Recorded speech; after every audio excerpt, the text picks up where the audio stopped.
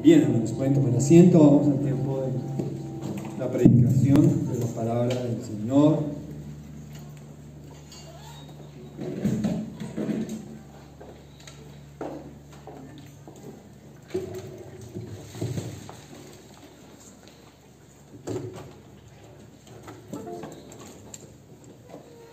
Hemos mejorado muchísimo en lo virtual de cómo empezamos esta mañana. Bueno, realmente ayer que estábamos haciendo otras conexiones aquí y todo eso, y esta mañana yo le comentaba a un hermano que eso había sido toda una escuela estos meses, tratando de conectarnos y mirar cómo hacíamos, y bueno, al tratar de empezar a hacer los servicios aquí y transmitirlos virtualmente, pues va a ser otra labor, otra vez, dependiendo pues de lo necesario. Veremos el tener servicio de internet aquí también en la iglesia, porque pues eso es un costo que tenemos que evaluar. Bien, vamos allí a las escrituras otra vez a meditar acerca de Lucas capítulo 2. Estuvimos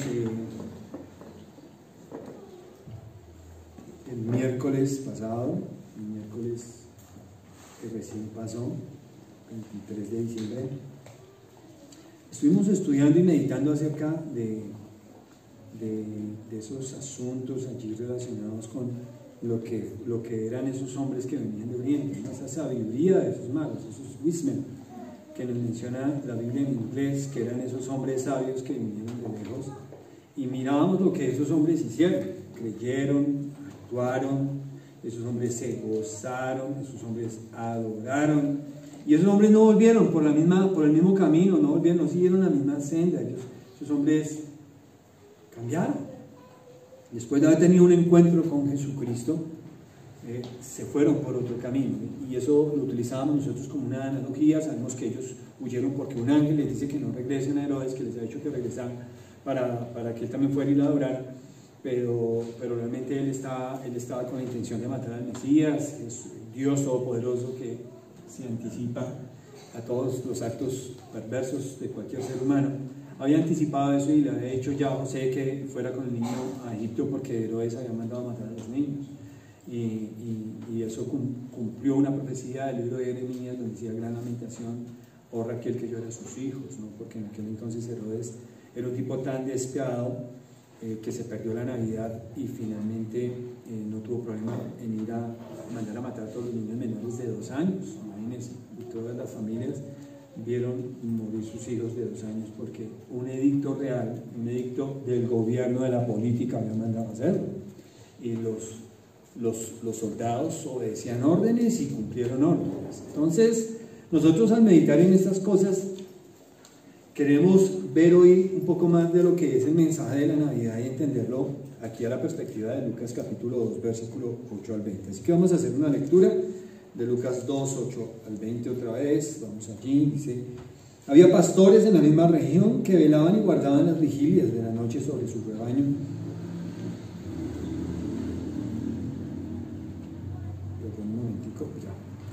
Había pastores en la misma región que velaban y guardaban las vigilias de la noche sobre su rebaño, y aquí se les presentó un ángel del Señor, y la gloria del Señor los rodeó de resplandor, y tuvieron gran temor.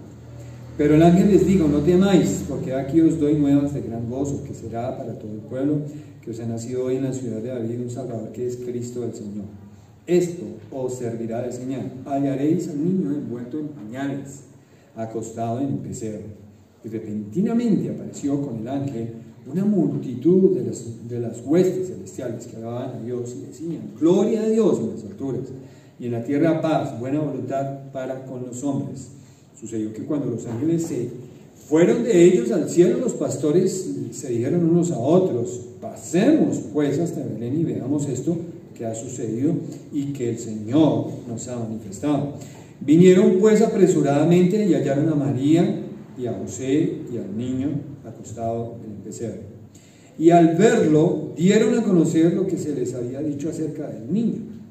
Y todos los que oyeron se maravillaron de lo que los pastores les decían. Pero María guardaba todas estas cosas, meditándolas, ¿en dónde? En el corazón. en su corazón. Y volvieron los pastores glorificando y alabando a Dios por todas las casas que habían, por todas las cosas que habían oído y visto, como se les había dicho. Así que vamos a observar cinco temas, 5 puntos que están aquí en el mensaje de la Navidad que nos cuenta la Biblia, aquí en Lucas 2, 8 al 20. Esa sección aquí dice que es los ángeles y los pastores. En el subtítulo me he inspirado, dice ángeles y pastores. Bueno, de acuerdo, estoy de acuerdo. Mire cómo comienza el versículo 8. Había pastores. Y mire cómo termina el versículo 20. Y volvieron los pastores. Está. Claramente sí hay una temática alrededor de estos pastores. Y es muy interesante eso, porque realmente los pastores eran casi que el oficio más menospreciado en la sociedad de aquel entonces. Era el campesino, la persona, el trabajo y el oficio más bajo que uno podía encontrar en ese momento era eso, ser pastor de ovejas. Así que los pastores, como se la pasaban con las ovejas, realmente tenían olor a oveja y no olían muy agradablemente, ¿no? Vivían con las ovejas, andaban con las ovejas, cuidaban las ovejas, las pastoreaban arriba y abajo. Esa era una labor realmente poco apreciable. Curiosamente, en las escrituras aquí la Biblia nos da un énfasis en que hubo una relación hacia ese oficio, hacia esas personas que ejercían ese oficio, y fue a aquellos hombres pastores de ovejas, aquellos humildes pastores, a los que se les manifiesta el ángel del Señor. Versículo 9, aquí se les presentó un ángel del Señor. Ahora quiero que noten lo primero que quiero que ustedes vean conmigo aquí, en esta porción de Lucas. Ustedes quiero que noten lo único, lo especial, lo maravilloso, lo misterioso en esta porción, y vamos a darnos cuenta de ello. Bueno, había pastores en la misma región, eso no es nada maravilloso, guardaban las vigilias de la noche sobre su rebaño, esa era labor de su oficio. Aquí se les presenta un ángel del Señor. Eso sí es algo milagroso, misterioso, que un ángel del Señor, porque hay manifestaciones de ángeles que no son del Señor, y son clase ángeles, pero son ángeles rebeldes, ángeles que se han rebelado contra Dios junto con Satanás, con con el diablo, y sirven a los propósitos de Satanás. Él fue el que promovió esta gran rebelión en el cielo, donde la tercera parte de los ángeles se rebelaron con Satanás de Dios. Y estos ángeles que sirven a los intereses y a los propósitos de Satanás, pues también se manifiestan como nos dice la Escritura, como Satanás lo hace, ¿no? En el primer capítulo de la epístola de Pablo a los Corintios, si me acompañan un momento.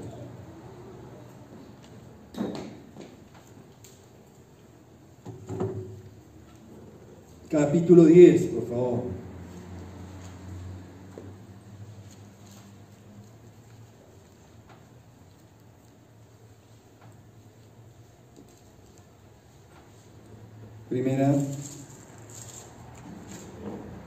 Segunda a los Corintios 11, 4. Esta segunda, sí. No primera, sino segunda, 11.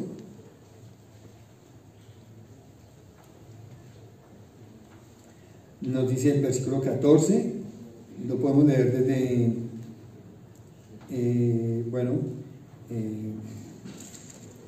hay mucho que revisar en el contexto de esta escritura. Es la segunda vez que Pablo le escribe a la iglesia de los Corintios, y en esta segunda epístola él es más fuerte que en la primera epístola. Y básicamente él les está llamando la atención desde el capítulo 1 de la segunda epístola, y les está llamando la atención porque se había introducido en la iglesia de los Corintios personas que estaban cuestionando el ministerio apostólico del apóstol Pablo y estaban dudando de que él verdaderamente fuera un apóstol de Jesucristo. Entonces estaban descalificando su ministerio dentro de la iglesia. Entonces Pablo, realmente vamos a encontrar varias partes en la segunda de los Corintios donde Pablo está haciendo como una defensa de su ministerio, sí, pero al mismo tiempo está describiendo cosas espirituales que estaban pasando en la iglesia de Corintios. Y aquí el versículo 12 dice: mas lo que hago, lo haré aún para quitar la ocasión a aquellos que la desean, a fin de que en aquello en que se glorían sean hallados semejantes a nosotros. Porque estos son falsos apóstoles, obreros fraudulentos, que se disfrazan como apóstoles de Cristo, y no es maravilla, porque el mismo Satanás se disfraza como ángel de luz. Así que no es extraño si también sus ministros se disfrazan como ministros de justicia, cuyo fin será conforme a sus obras. Entonces, aquí Pablo le revela a los corintios y les da una luz en algo espiritual. Satanás suele aparecerse de una manera no real en lo que él es y hace. Jesús describió el actuar y el proceder de Satanás en Juan 8:44, cuando dijo que él es padre de mentira y homicida. Y en el Evangelio de Juan también, en capítulo 10, versículo 10, dice que lo describe a él como el ladrón que viene a hurtar, matar y destruir. Y son tres verbos en forma infinitiva que significan la actividad constante en la que Satanás está ejerciendo su trabajo. Así que los demonios suelen desarrollar un ministerio acorde con lo que Satanás hace, y él se disfraza. Él no se presenta como verdaderamente es, porque sería mucho más fácil si él viniera como lo que es, como una serpiente engañosa. Resistirle ya hoy en día nosotros, con el conocimiento de las Escrituras, apartarnos de él, ¿no? O aún como una persona muy amable, muy elegante, muy atractiva, ¿no? Con mucha retórica, con mucho discurso, y sería wow, sí, maravilloso. Y Satanás utiliza estos mecanismos de disfraz para llevar a cabo sus fines. Los demonios lo hacen también. Los demonios junto con Satanás lo hacen. Pablo le dice a los romanos en el capítulo 8, al final, en el capítulo 8, versículos 31, o Romanos 8, 31, ¿qué pues diremos? Si Dios es por nosotros, ¿quién contra nosotros? El que no escatimó ni a su propio Hijo, sino que lo entregó por todos nosotros, ¿cómo no nos dará también con él todas las cosas? ¿Quién acusará a los escogidos de Dios? Dios es el que justifica. ¿Quién es el que condenará? Cristo es el que murió, más aún el que también resucitó, el que además está a la diestra de Dios, el que también intercede por nosotros. ¿Quién nos separará del amor de Cristo? Tribulación o angustia o persecución o hambre o desnudez o peligro o espada, como está escrito: por causa de ti somos muertos, todo el tiempo somos contados como ovejas de matadero. Antes, en todas estas cosas somos más que vencedores por medio de aquel que nos ama. El versículo 38 es una afirmación concluyendo todo lo que acabamos de leer. Por lo cual estoy seguro, ¿no? Todo lo que acabamos de leer desde el versículo 31, que diría: si Dios es por nosotros, ¿quién contra nosotros? Entonces Pablo dice: por lo cual estoy seguro, porque Dios es conmigo, porque Dios está conmigo, porque yo estoy del lado de Dios. No estoy del lado del enemigo de Dios, no estoy del lado de Satanás, no vivo en la práctica del pecado. No practico las mentiras, no practico el adulterio, no practico esas cosas, me aparto, porque yo estoy con Dios, porque Dios está conmigo. Pablo dice: estoy seguro entonces que ni la muerte ni la vida, ni ángeles, ni principados, ni potestades, ni lo presente, ni lo porvenir, ni lo alto, ni lo profundo, ni ninguna otra cosa creada nos podrá separar del amor de Dios que es en Cristo Jesús, Señor nuestro. Entonces aquí Pablo menciona a los romanos que ni siquiera los ángeles, ni los principados, ni las potestades, esto se refiere a todas esas fuerzas espirituales que trabajan en el plano de lo espiritual y son invisibles a nuestros ojos y no los vemos, pero que aparentan bondades y privilegios y cosas buenas, dice: ni aun ellos nos van a poder separar del amor de Cristo, del amor de Dios en Cristo Jesús, Señor nuestro. Pablo, teniendo en cuenta toda esa operación, estoy enfatizando ¿qué es lo que estoy haciendo en este momento para que me entiendan? Porque me salió un poquito del mensaje de Lucas. Lo hago porque quiero que entiendan que cuando vamos a observar lo milagroso, lo misterioso, lo maravilloso de la Navidad, tenemos que tener cuidado con nosotros estar buscando cosas de esas. No sé cuántas veces he visto el mensaje, pero no me he detenido a mirar ni a ver si verdaderamente lo hay. Cuando están diciendo: ay, mire, ángeles en las nubes. Y yo no sé cuánta gente entonces se ha detenido a mirar los videos ahí en Facebook y acá: oye, pero yo no los veo, pero a ver si los encuentran. Pues a ver si lo engañan también, porque es que eso no tiene otro fin. Dios no nos va a hablar de una manera así, ¿sí? Dios no se te va a aparecer en una manera, en una mancha en la pared, y luego para que tú la veneres y empieces a ir allá, esto me trae suerte, a ver si me va bien, ¿sí? Dios no va a hacer eso, porque eso sería una forma de engañarte y apartarte realmente de que tú siguieras a Dios a través de las Escrituras, que es lo más claro, tangible, objetivo que tú puedes tener en la vida, y a lo cual tú vas a evitar la extravía, que te extravíes y que te engañen. Y es aquí donde Dios quiere poner tu atención y tus ojos. Pero hoy en día estamos en un mundo, y como nosotros los creyentes sabemos que Dios opera milagrosamente, y la Navidad es un tiempo donde la narración de los evangelios nos muestra que Dios ha obrado milagrosamente. A veces estamos esperando a ver quién, algunas mamás quieren a ver si Dios escoge otra vez a su hija para traer a su hijo al mundo, y eso no va a pasar, pero sí puede ser engañada con eso. Entonces, cuando Pablo consentía esa actividad satánica en la epístola a los Gálatas, allí adelante de Corintios, según a los Corintios en el capítulo 1, Pablo le hace una amonestación a los Gálatas en el capítulo 1. Les dice en el versículo 6 que estaba maravillado de que tan pronto se hayan alejado del que los llamó por la gracia de Cristo para seguir un evangelio diferente, y no que haya otro, sino que hay algunos que os perturban y quieren pervertir el evangelio de Cristo. Y él está advirtiendo que hay mucha gente que quiere pervertir el evangelio verdadero de Cristo, y el enfoque que Dios quiere que nosotros tengamos sobre la palabra escrita, y no sobre la persona, no sobre X ministerio, sino sobre la palabra escrita de Dios. Jesús dijo: escrito está, escrito está, escrito está. Los evangelistas, Mateo, por ejemplo, cuando leímos, recordó la Navidad, vio el sentido de la Navidad, recordando lo que los profetas habían escrito de la Navidad.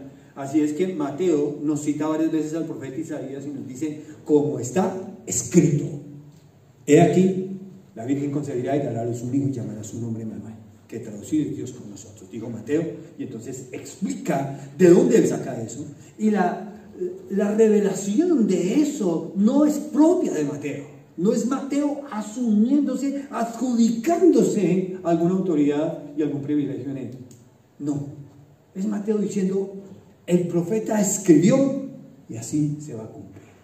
Y así es que cita, traducido es Emmanuel, Dios con nosotros. Y escrito está, escrito está. Entonces el énfasis de Dios sí es que nosotros fijemos, conozcamos muy bien la palabra escrita de Dios, porque va a ser una manera. Entonces Pablo dice en el versículo 8 de Gálatas, y le exhorta a los Gálatas y les advierte del peligro de apartarse del verdadero evangelio y empezar a seguir fábulas artificiosas, en otro caso enseñanzas, filosofías de hombres, que según tradiciones de los hombres, no según Cristo.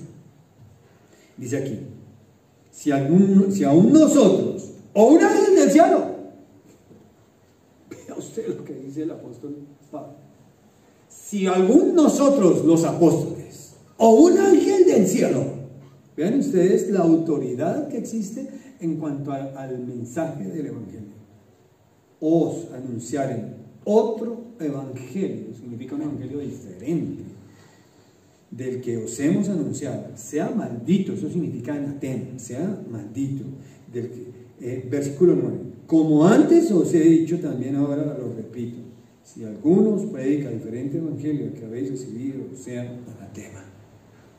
Así que nosotros no tenemos que estar buscando señales y prodigios y milagros por allí, como sucedió en la Navidad, y tenemos que evitar eso, ¿sí?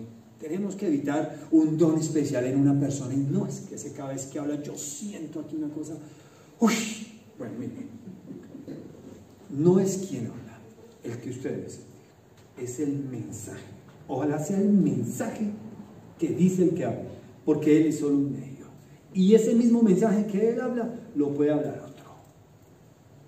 Y hay que tener cuidado con esos ministerios entonces donde se está enfocando al ministerio de la persona, ¿sí?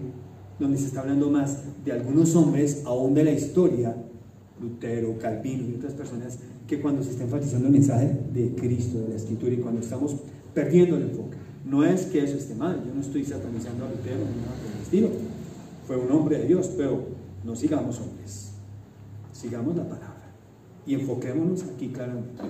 Tenemos que estudiarlo mucho por eso. Entonces, otra vez volviendo al Evangelio de Lucas, Al observar lo milagroso y ya teniendo la salvedad de que tenemos que tener cuidado de empezar a buscar señales milagrosas, maravillosas o misteriosas en nuestra vida cotidiana, vemos que aquí aparecieron algunas cosas en este sentido.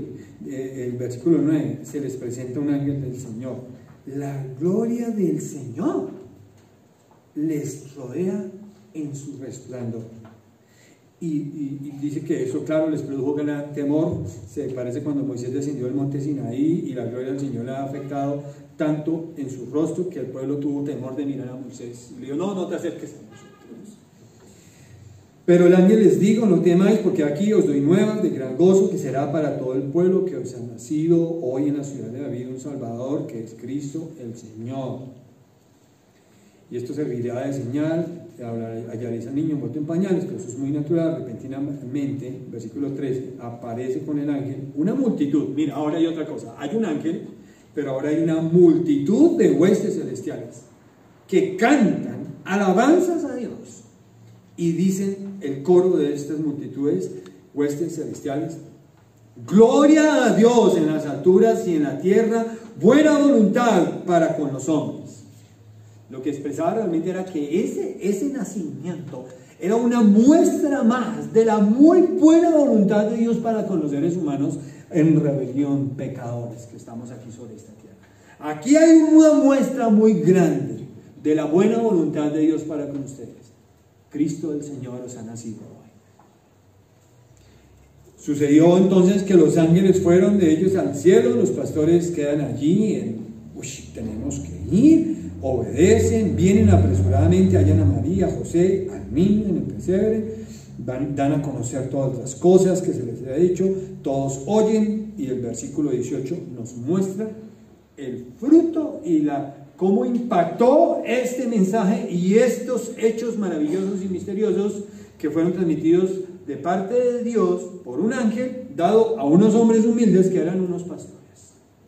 ¿Cómo impacta? Se maravillan de lo que los pastores decían. Así que lo primero que yo quiero que ustedes recuerden acerca del mensaje de la Navidad, lo primero es que la Navidad en sí misma es un misterio más que nos revela las Escrituras. Quiero que vean un momentico, primera epístola de Pablo a Timoteo en el capítulo 3. Este mensaje es muy importante. Primera epístola de Pablo a Timoteo, capítulo 3. Le dice Pablo a Timoteo es pastor en una iglesia, y le dice eso: te escribo, aunque tengo la esperanza de ir pronto a verte, para que si tanto sepas cómo debes conducirte en la casa de Dios, que es la iglesia del Dios viviente, columna y baluarte de la verdad. Y el versículo 16, mira lo que dice aquí Pablo: indiscutiblemente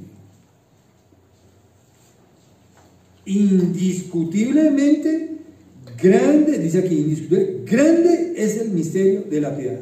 ¿Y qué es lo primero que está dicho por Pablo aquí a Timoteo en cuanto al misterio de la piedad? Dios fue manifestado en carne. Y eso es la Navidad.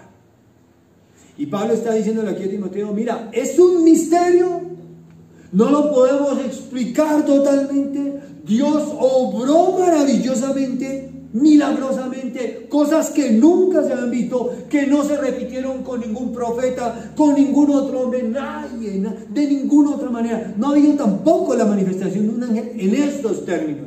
El libro a los Hebreos, en el capítulo 1, lo establece.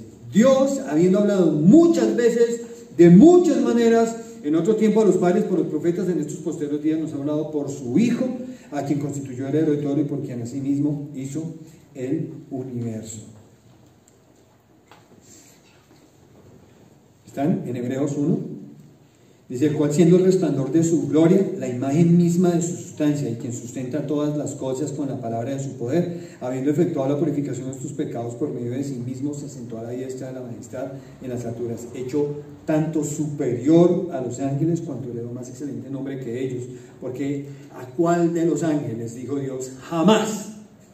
¿A cuál? El mismo autor dice jamás, a ninguno. Eso no puede ser un ángel privilegiado en la en la creación de Dios, que es lo que dicen los testigos de Jehová. Los testigos de Jehová con esto son muy sutiles, muy astutos. Inclusive los mormones son otra secta igual de astuta como esto. Porque ellos no van a hablar en contra de Jesucristo, de un animal de Jesucristo, y Él es el Salvador, y dicen amén. Pero diles y háblales que Cristo es Dios en forma humana. No lo van a aceptar porque la enseñanza de ellos es herética a la enseñanza de las Escrituras y de la historia de la iglesia. Ellos se han salido. ¿Cómo se salieron? ¿Cómo llegaron a crearse estos grupos? Un hombre apareció una vez diciendo que alguien se le había manifestado y le había dicho que había un milagro especial y que el cristianismo se había corrompido todo y que ahora Dios le había escogido a él para manifestar el verdadero camino a Dios. Charles Taze Russell, que fue el fundador de los Testigos de Jehová, murió, siguió Rutherford y ahí él continuó. Así, lo mismo, es la misma característica que mantienen las sectas, porque en los mormones a José Smith le pasó algo. Eso es mucho más gracioso, ¿no? Que él un día mirando así en la copa de un sombrero, metiendo su cabeza en el sombrero, Dios le reveló algo milagroso. Le dijo que el cristianismo se ha dañado y que ya no está puro y que lo va a purificar a través de él. Vaya privilegio que le dio Dios, ¿no? ¿Y a cuál de los ángeles dijo Dios? Jamás, ni a un ángel. Y dice que Cristo es superior a los ángeles y tiene más excelente nombre que ellos. Y aparece ahora una persona diciendo que Dios le ha dicho a él y él es algo superior a un ángel. Y no solo un ángel, sino a Jesucristo. Entonces, por eso, la clase a la que han rebajado algunos al Señor Jesucristo en su manifestación está la clase o de un mero hombre o de un ángel encarnado, que es lo que presentan los testigos de Jehová. Ellos dicen que Cristo es la primera criatura que Jehová creó y que a través de esa primera criatura hecha, Él hizo todo lo demás. Así que así unen la creación y todo lo demás, pero tienen a Cristo como una criatura y Cristo no es una criatura. El libro de los Hebreos es muy enfático porque luego dice aquí, ¿a cuál de los ángeles dijo Dios jamás? Mi hijo eres tú, yo te he engendrado hoy, y otra vez, yo seré al Padre y él me será mi hijo, y otra vez, cuando introduce al primogénito en el mundo. ¿Cuándo fue eso? ¿Cuándo fue introducido al primogénito en el mundo? El día que nació el Señor. ¿Ve? Esto es una referencia a la Navidad. Adórenle todos los ángeles de Dios. Espérate, solo Dios debe ser adorado, no dijo Jesucristo en su ministerio, solo a Dios adorarás, solo a Él, Señor, servirás. Pero ¿por qué la Escritura señala que Cristo puede ser adorado? Si Cristo no es Dios, no puede ser adorado, porque no hay un ángel al que Dios nos indique que debe ser adorado. Pero esta adoración de los magos y este asunto que viene allí, este ángel manifestado a los pastores, estas huestes celestiales que gritaban en alabanzas a Dios, gloria a Dios en las alturas y en la tierra paz y buena voluntad para con los hombres, es porque ese bebé que está allí es Dios con nosotros. Vino Dios a este mundo y allí lo tenéis, le dijeron los ángeles a los pastores. Por eso los pastores, vamos y adoremos. Los sabios, vamos y adoremos, porque adoran al niño que es Dios con nosotros. El hijo, el niño que nos es nacido, el hijo que es dado. Esa es una referencia a que la existencia de ese ser no comienza allí como comenzó nuestra existencia. ¿Cuándo comenzó mi existencia? El día que el espermatozoide de mi papá fecundó el óvulo de mi mamá, y ese único espermatozoide que logró entrar de esos millones que venían allí, entró a ese óvulo y empezó la multiplicación celular. Allí comenzó mi existencia. Yo antes no era un angelito en los cielos lanzándole flechas a nada. Yo no era nada, no existía. No tenía existencia anterior. El Hijo de Dios tiene una existencia antes de su nacimiento, y eso es lo que nos revelan las Escrituras. Así que el primer mensaje que nos arroja a nosotros la Navidad, según el Evangelio de Lucas y Mateo, pues estamos viendo el de Lucas nomás, es que la Navidad el mensaje de la Navidad es misterioso, y eso es una realidad. Pero algo más está aquí. Mire lo que dice aquí.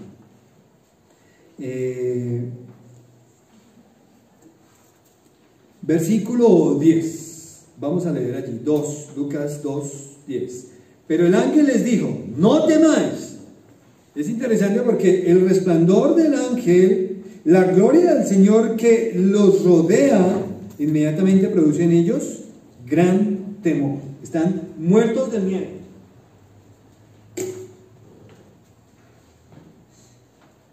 Muertos, están aterrados de miedo. El ángel es enviado por Dios, eso es un ángel, un mensajero. Viene el ángel del Señor, les rodea la gloria del Señor, el resplandor de su gloria, y dice el ángel del Señor, no temáis. Y luego les dice algo importante, he aquí os doy nuevas de gran cosa. Os doy nuevas. ¿Sabe qué significa eso? ¿Sabe? Eso tiene que ver con evangelio. ¿Sabe qué es el evangelio? Un buen mensaje. Ese es el mensaje que nosotros predicamos. Es un buen mensaje, es un mensaje que para todos es beneficioso. Nunca el evangelio quiere restarle, quitarle e impedirle a alguien algo. El evangelio no quiere hacer eso. El evangelio termina dándote más de lo que te quita. Pero lo que Dios va a orar a través de su evangelio es una obra transformadora de cambio en tu vida, y eso es un buen mensaje. Tú no eres ese chacho, esa chica tan pila, ese muchacho tan simpático, ¿sí? Tan sabio. No somos esos hombres que no la sabemos. Realmente no la sabemos. El hombre en sí mismo es necio, falto de entendimiento. ¿No dice la escritura allí en el Salmo 53, dice el necio en su corazón, no hay Dios? Y eso es lo que describe la mayoría. Es que todos los pecadores hemos vivido en algún momento y hemos expresado en acciones o en palabras que no hay Dios. Y lo hemos hecho. Hemos actuado sin ningún temor de Dios. Por eso hoy la Biblia dice que el principio de la sabiduría comienza con temer a Dios y apartarme del mal. Pero el pecador por sí mismo no está haciendo eso. Y es el temor de Dios el que nos aparta del mal y nos hace dejar cosas que a lo último nos están haciendo daño, nos están condenando. Así que el mensaje de la Navidad es un mensaje bueno, es un buen mensaje, porque el mensaje de la Navidad es unas buenas nuevas. Os doy nuevas. Os doy nuevas. Imagínense. Este no fue el mensaje con el que descendió Moisés en el monte Sinaí. Moisés subió, el monte Sinaí tembló y Moisés subía a recibir la ley que mata, la ley que te condena, la ley donde te das cuenta de tu pecado y el pecado abunda en tu vida porque te das cuenta de la ley de Dios. La ley mata. Y el que no haga todas estas cosas muera. Así era el mensaje de la ley. Estaban bajo el pacto de la ley venía como un martillo a poner a la gente bajo una cantidad de normas, legalismos, leyes, así eran, leyes rituales, leyes civiles, leyes ceremoniales. Se tenía que obedecer lo que decía la ley. ¿Qué tenía que hacer un padre y una madre ante un hijo rebelde y contumaz? ¿Qué decía la ley?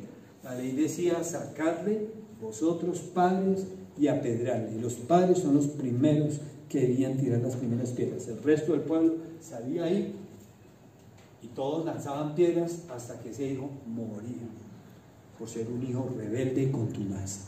La ley establecía eso. Era una ley severa, era una ley de juicio, era una ley que condenaba. La ley había que obedecerla. Si no se obedecía, había castigo inmediatamente. Pero ¿saben? En el mensaje de la Navidad, el mensaje de las buenas nuevas no viene con el mensaje de la ley. Guardad la ley para que seáis mejores. Os doy buenas nuevas de gran cosa. Así que ahí hay un contraste con lo que se entregó allá en el Sinaí a través de Moisés.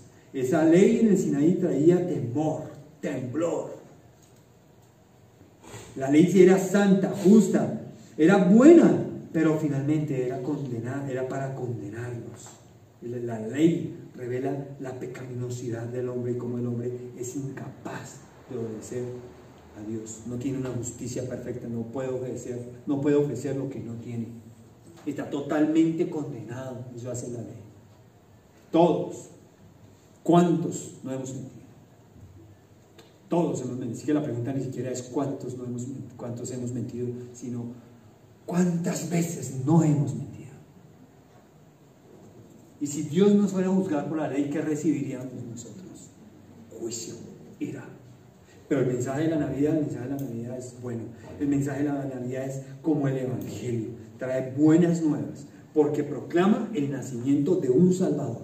Y esa es buena voluntad de Dios para con nosotros. Dios sabe que estamos condenados, pero Dios te da un Salvador. Te da la cura. Sabe que tienes un cáncer en tu vida regado que te destruye de adentro hacia afuera. Poco a poco. Va yendo por todo tu organismo, todos tus órganos, todo tu cuerpo es contaminado por tu pecado.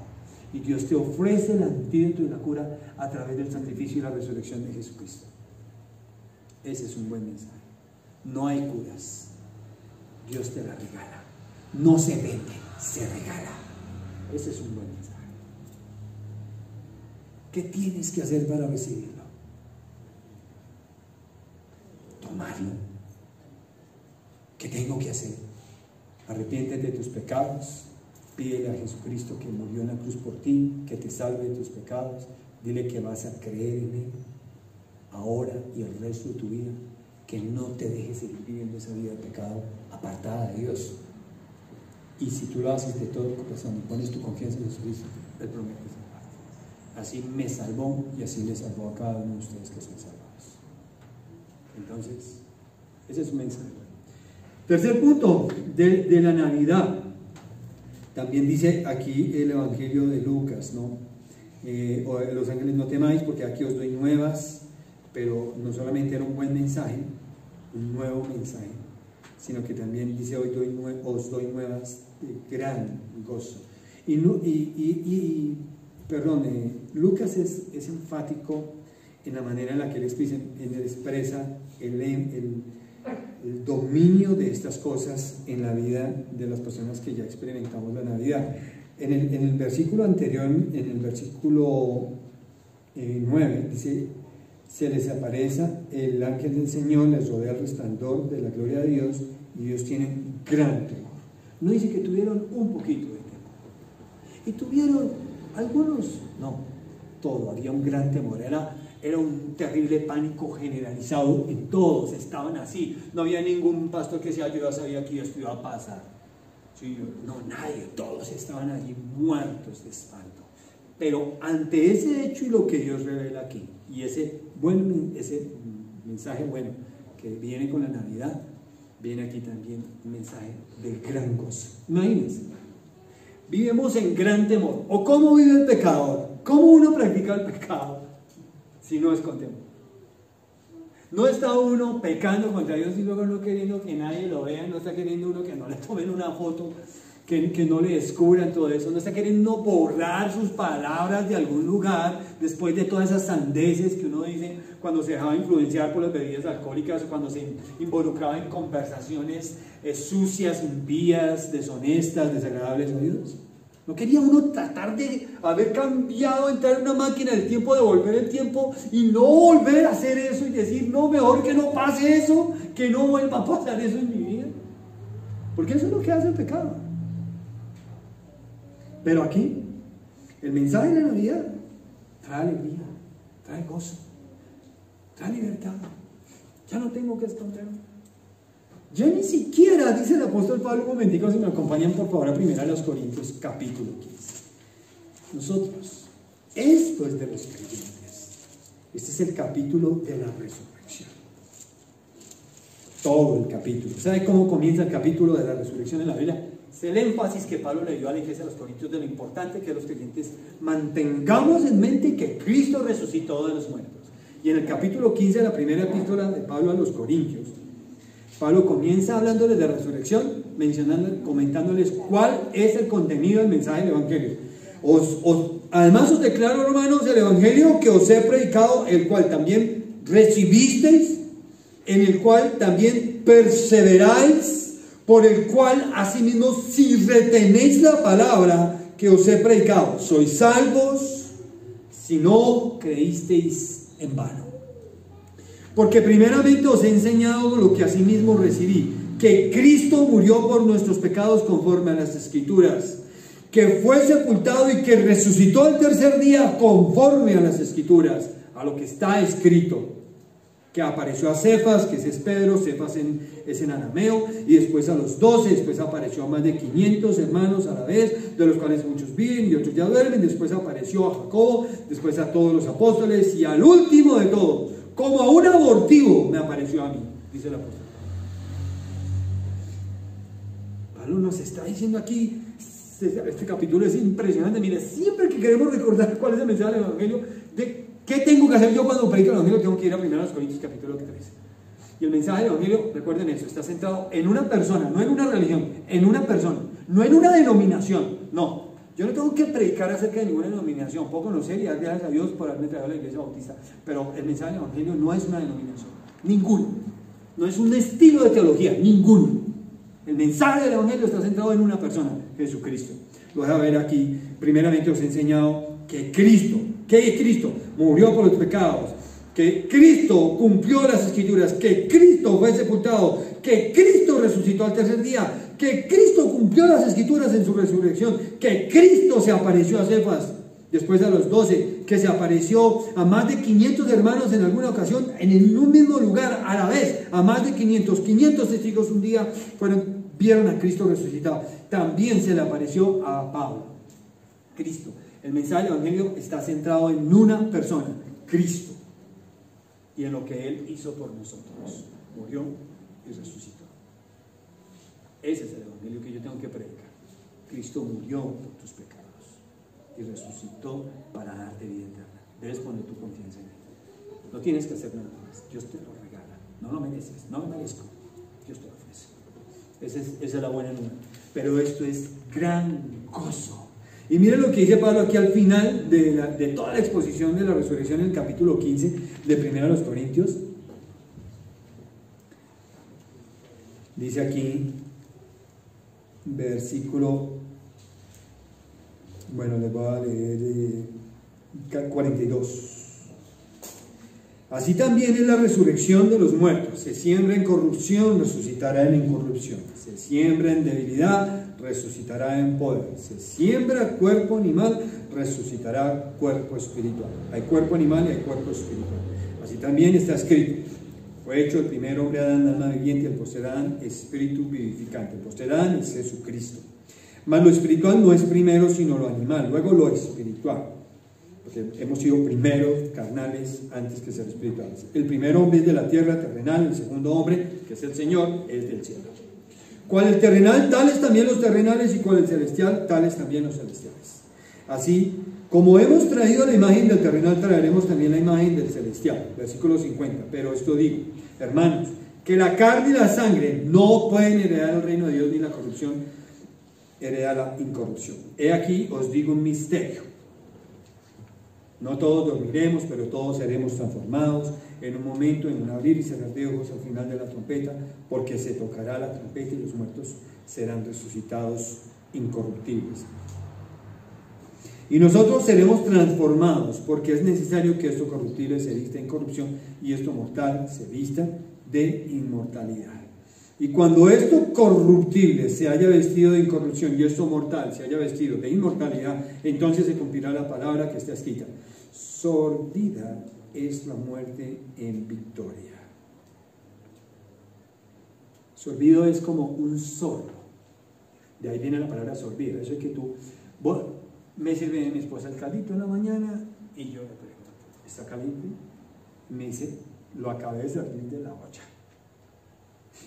Entonces, voy a ver si lo alcanzo a tolerar y sorbo, ¿sí? Para probar, no más, todavía no lo voy a tomar.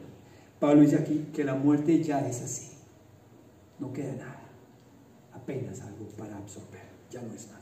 Dice, entonces Pablo, ¿dónde? Versículo, sorbida es la muerte en victoria.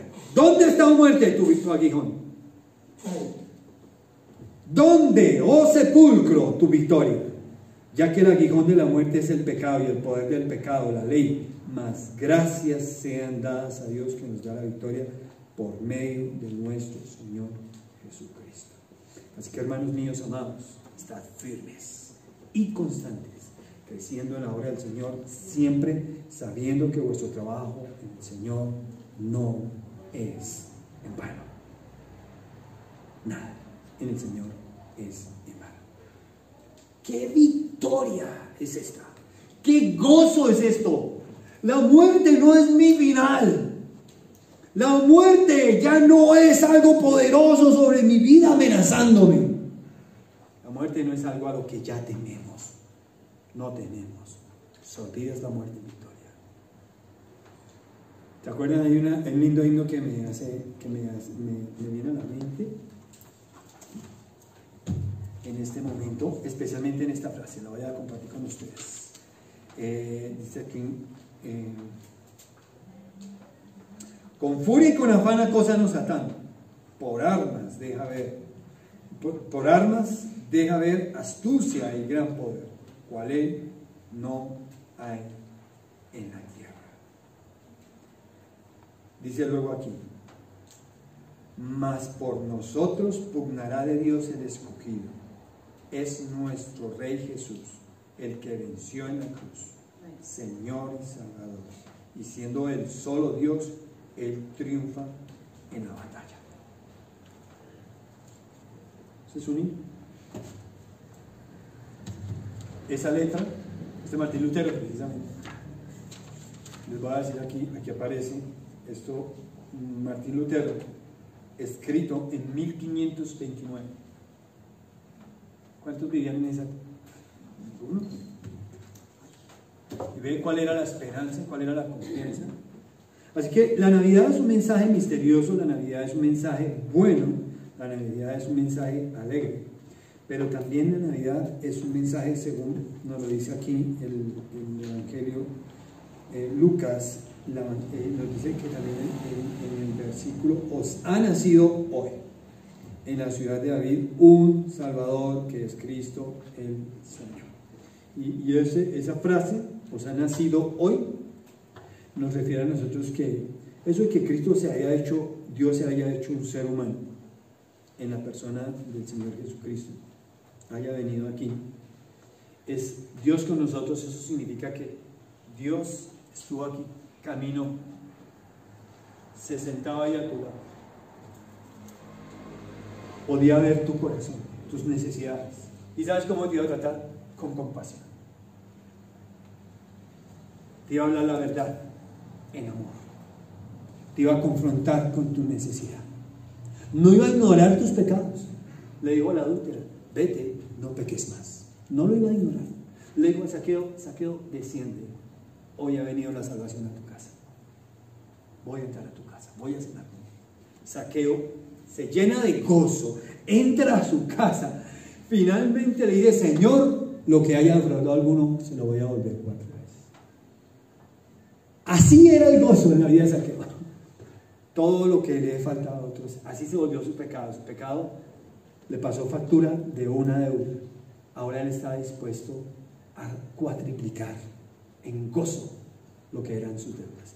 Cristo le dijo a un hombre, claramente dándole una enseñanza muy bonita, que al que mucho se le perdona, mucho no. Yo soy uno de esos pecadores al que mucho se le perdona. Y no digo que amo mucho al Señor, lo amo, pero todavía quiero amarlo más. Necesito acercarme mucho más a Él para amarle mejor. No quiero amarle con un amor mezquino, mentiroso, hipócrita, falso, superficial. No quiero darle ese amor al Señor. Él no merece eso. Así que el mensaje de la Navidad también es un mensaje personal. Eso que Dios haya venido, Dios se ha acercado a ti.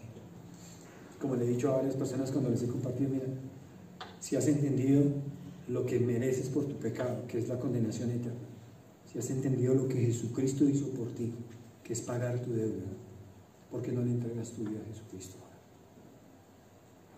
¿Por qué no le pides que te salve? Él no va a escoger tus pecados, Él se va a deshacer de ellos. Nunca los va a volver a traer. Nunca.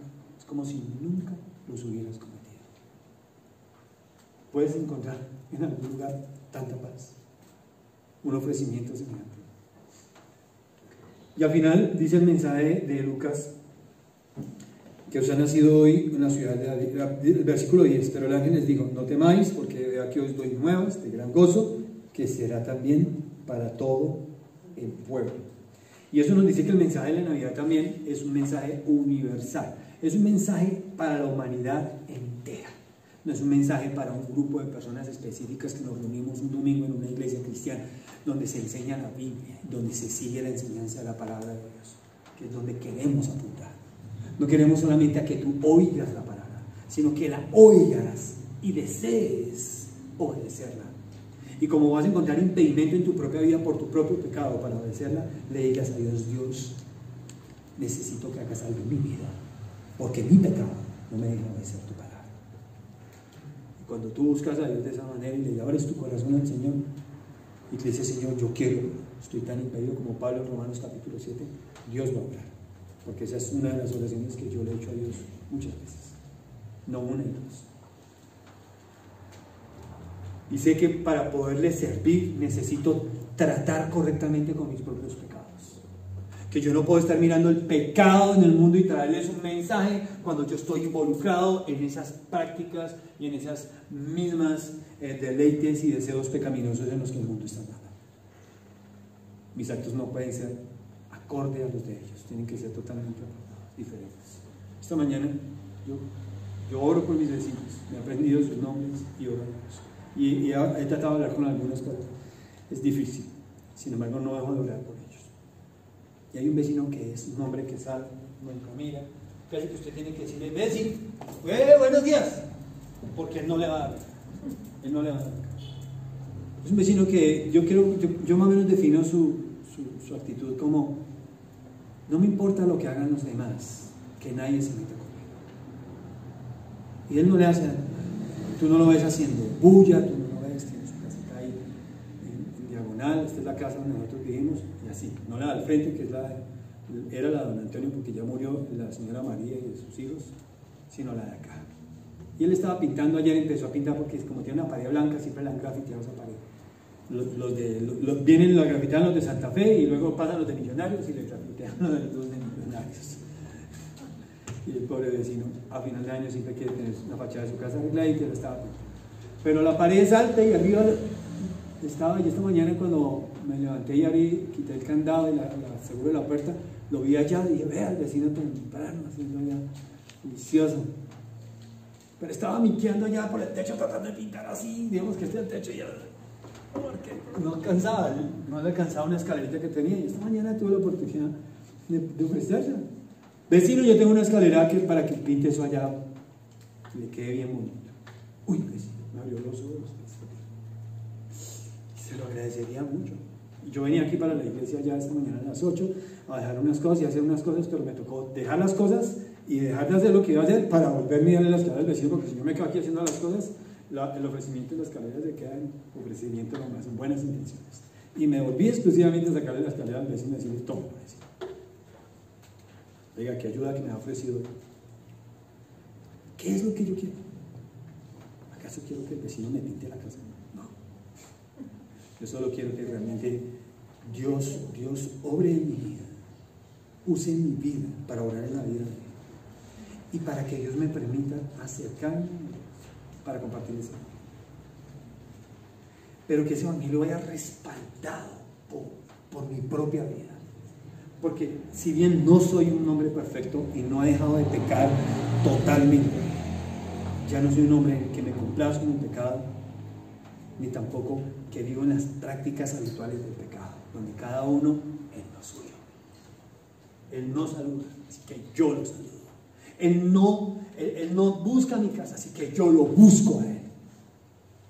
Él no me ofrece su ayuda, yo le ofrezco la mía.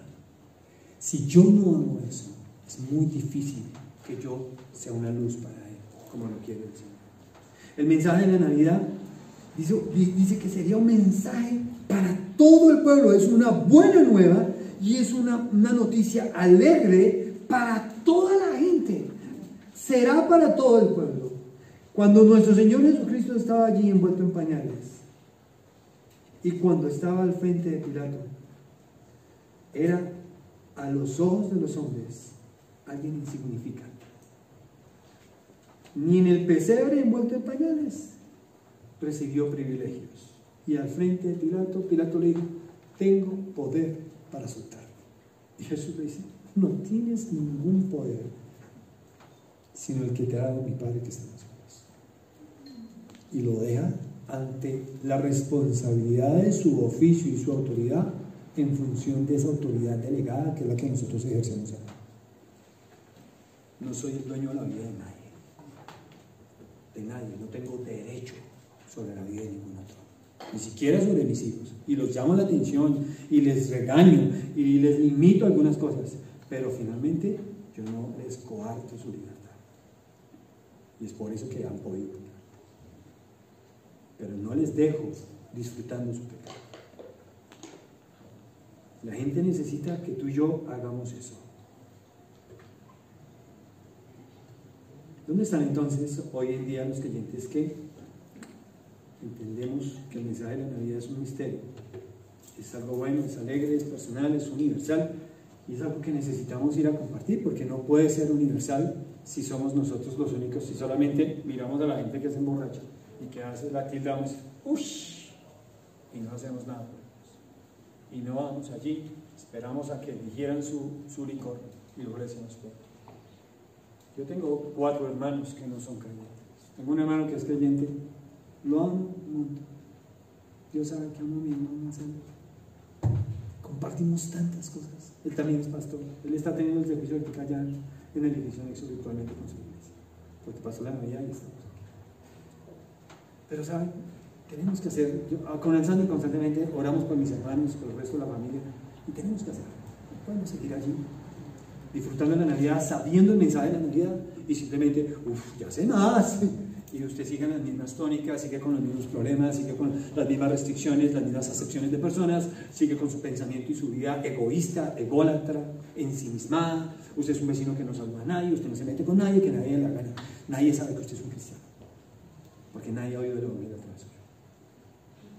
Y el mensaje de la Navidad es un mensaje que hay que compartir. Todavía estamos en Navidad, la gente todavía lo siente así. Otra vez vi un mensaje de alguien que dijo: bueno, ya pasamos la Navidad, pero esto sigue. Bueno, ahorita viene el fin de año, pero todavía podemos seguir pensando en la Navidad y hablando de la Navidad. Oramos y te damos gracias a ti, amado Señor, por habernos concedido el tiempo de meditar en tu palabra, estudiarla, reunirnos, alabarte, Señor. Pensaba en lo bonito que es la iglesia, Señor. La verdad, es más cómodo, Señor, en casa, sentado allí, con la cámara apagada, desayunando y oyendo, Señor. Pero ¿qué quieres tú, Señor? ¿Qué quieres tú? Tú quieres, Señor, que el mensaje de la Navidad sea un mensaje que se predica, que se enseña, que sea un mensaje que impacta la vida de otros, que sea un mensaje, Señor, que nos transforma a nosotros, Señor, y nos lleva a ser otras personas. Por favor, Señor, ayúdanos a ser fieles a ese mensaje misterioso, a ese mensaje, Señor, alegre, a ese mensaje, Señor, que ha transformado la vida de nosotros, Señor, que quiere cambiar la vida de otros.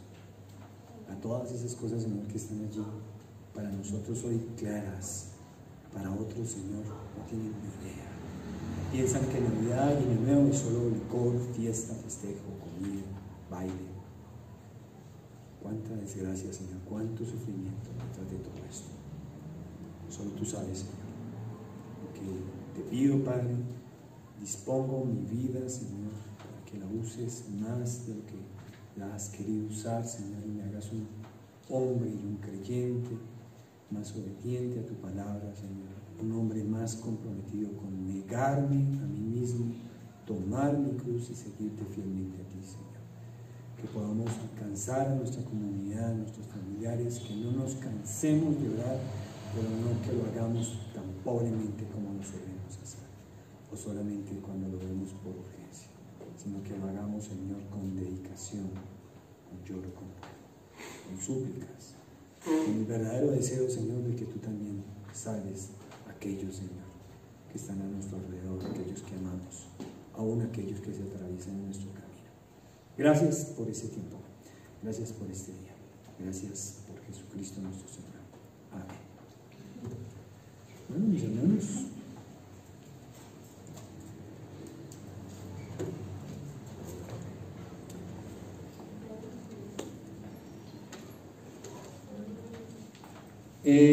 a los hermanos que que me dijeron que les trajera calendario de ABN y no les he entregado, ya se los hago, porque no quiero tener esos calendarios más tiempo. Viene alguien, hace caritas, pastor, el pastor no puede ver un hermano suplicando, entonces yo mejor entrego sus calendarios, pues ya se los entrego.